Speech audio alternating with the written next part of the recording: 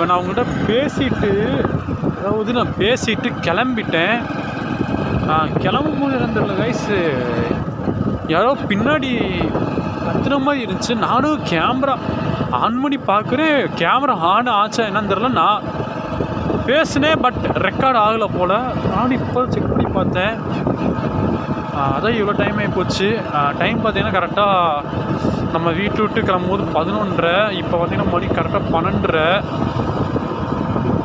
நான் ரெக்கார்ட் ஆகலை என்னன்னு தெரில. வீடியோ சுத்தமாக வாய்ஸு எதுவுமே ரெக்கார்ட் ஆகலை. இப்போயும் ரெக்கார்ட் ஆக மாட்டேங்குச்சு. நான் திருப்பி கேமராவை செல்லை நான் சுவிட்ச் ஆஃப் பண்ணி போட்டு பார்த்தேன். இப்போ தான் ரெக்கார்ட் ஆச்சு.